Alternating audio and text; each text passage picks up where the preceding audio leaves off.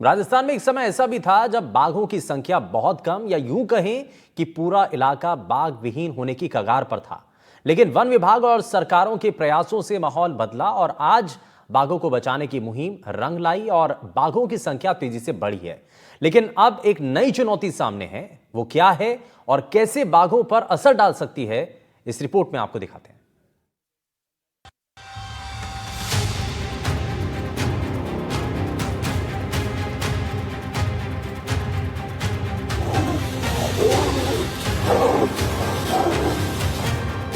राजस्थान में करीब 20 साल पहले जहां बाघों का अस्तित्व पूरी तरह से संकट में था और प्रदेश में महज 18 से 20 ही बाघ बचे थे, वहीं अब मरुधरा बाघों का गढ़ बनता जा रहा है। लगातार हो रहे प्रयासों से राजस्थान में बाघों की संख्या में तेजी से वृद्धि हो रही है। प्रदेश के सभी 5 टाइगर रिजर्व में बाघों का आंकड़ा 150 के पार तक पहुंच चुका है। सबसे ज्यादा बाघ प्रदेश के सबसे बड़े रणथंभौर टाइगर रिजर्व में हैं। यहां बाघों की संख्या 82 तक पहुंच गई है। रणथंभौर को बाघों की नर्सरी भी कहा जाता है।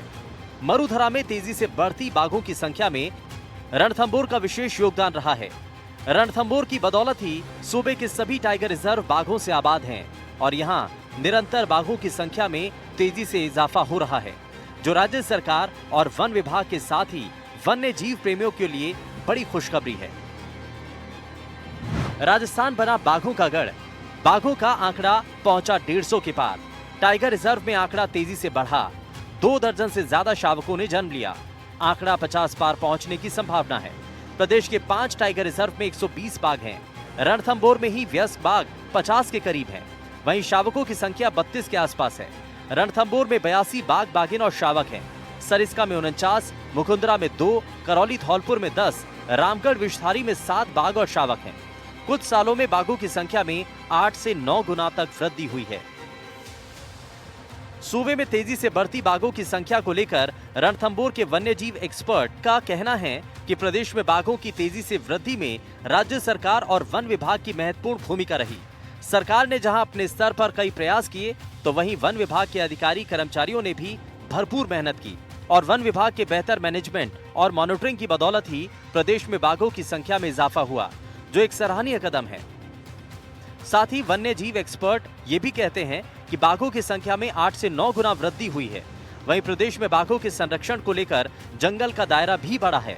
भले ही जंगल के दायरे की वृद्धि बाघों की संख्या में वृद्धि की अपेक्षा 4 से 5% ही हुई है, लेकिन वृद्धि जरूर हुई है। लेकिन जिस तरह से बाघों की संख्या में इजाफा हुआ, उस लिहाज से वन क्षेत्र में इजाफा होना ये मुफीद नहीं है। अभी भी प्रदेश के कई टाइगर रिजर्व में आबादी है जो बाघों के लिहाज से बिल्कुल भी सुरक्षित नहीं है। देखिए, 2006 में ये बाघ जो थे 18 बाघ थे। आज हमारे पास लगभग 150 बाघ है। तो इसके लिए मैं कह सकूँ ये जो लगभग 8-9 गुना वृद्धि हुई है बाघों में, ये सराहनीय कदम है। इसके लिए पहले तो वन विभाग, राज्य सरकार, इसमें काम करने वाले तमाम लोगों को और स्थानीय समुदायों को बहुत बहुत ये धन्यवाद है कि इन्होंने ये सब प्रयास के बाद में बाघों की संख्या सुरक्षित हुई है। वन विभाग ने, राज्य सरकार ने एक अच्छा काम भी किया है कि वनों में जो 8-9 गुना वृद्धि हुई है, उसके साथ ही वन क्षेत्र में भी उन्होंने पिछले 10-12 सालों में एक वृद्धि करी है और ये वृद्धि लगभग 4 गुना या 5 गुना है, यानी 5 गुना हमारा क्षेत्र बढ़ चुका है पहले। आपको याद हो कि एक समय ऐसा भी था कि सरिस्का बाघ विहीन हो गया था। तब रणथंभौर से ही बाघ सरिस्का भेजे गए थे। आज सरिस्का में 49 से ज्यादा बाघ बाघिन और शावक हैं। सरिस्का के साथ ही मुकुंदरा और रामगढ़ विषधारी टाइगर रिजर्व को आबाद करने में भी रणथंभौर का ही योगदान है। वैसे तो रणथंभौर का इतिहास गौरवशाली रहा है। कभी रणथंभौर के जंगलों में राजा महाराजा शिकार के लिए आते थे और ये जंगल राजा महाराजाओं के लिए शिकारगाह था। बाघ बचाने की कोशिश रही सफल। 1955 में रणथंभौर पहली टाइगर सेंचुरी घोषित किया गया। 1973 में प्रोजेक्ट टाइगर के तहत संरक्षित किया गया। रणथंभौर का क्षेत्र 1334 वर्ग किलोमीटर में फैला है। 939.14 वर्ग किलोमीटर क्षेत्र में ही बाघों का विचरण होता है। रणथंभौर में 82 से ज्यादा बाघ बाघिन और शावक हैं। इनमें करीब 25 बाघ रणथंभौर के पहले 5 जोन में हैं। क्रिटिकल टाइगर हैबिटेट में विचरण करते हैं। इसमें मलिक तालाब, राजबाग और पदम तालाब शामिल हैं। साथ ही जल स्रोत के कारण वाइल्ड लाइफ मूवमेंट यहाँ पर बना रहता है। सरिस्का टाइगर रिजर्व करीब 866 वर्ग किलोमीटर में फैला है। वर्तमान में करीब 49 बाघ, बाघिन और शावक हैं। तीसरा मुकुंदरा हिल्स टाइगर रिजर्व 760 वर्ग किलोमीटर में फैला है। रामगढ़, विषधारी, धौलपुर, करौली टाइगर रिजर्व हैं। हमारे यहाँ 3 नए बाघ क्षेत्र बने हैं, मुकुंदरा, रामगढ़ और धौलपुर का क्षेत्र। ये अभी भी पूरी तरह से बाघ विहीन ही मैं मानता हूँ, क्योंकि कहीं 3 है, कहीं 4 बाघ है, कहीं 5 बाघ है। इन बाघों की कमी के कारण ये बाघ जो है वो इस तरह से कम है।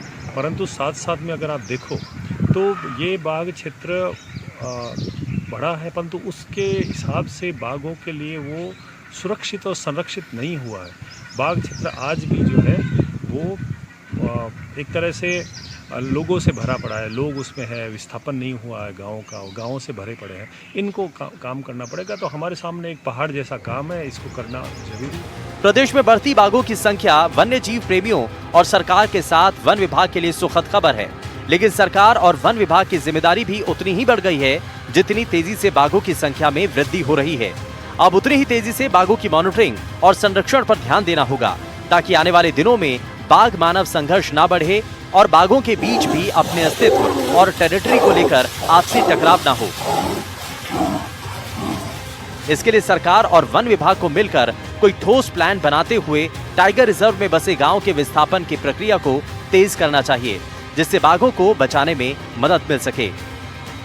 राजस्थान में जिस तरीके से तेजी से बाघों का आंकड़ा बढ़ रहा है, वो वन्यजीव विशेषज्ञों, वन्यजीव प्रेमियों, सरकार और वन विभाग के लिए सुखद खबर है। लेकिन जिस तरह से तेजी से बाघों की संख्या में वृद्धि हुई है, उसके साथ ही राज्य सरकार और वन विभाग की जिम्मेदारी भी बढ़ गई है। वन्यजीव विशेषज्ञों का कहना है कि जिस तरीके से पिछले कुछ सालों में राजस्थान में बाघों की संख्या में वृद्धि हुई है, उस लिहाज से जंगल क्षेत्र में वृद्धि नहीं हुई है।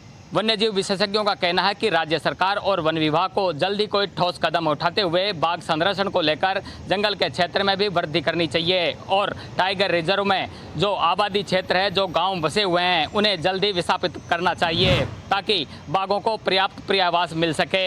बजरंग सिंह राजावत, NDTV, सवाई माधोपुर।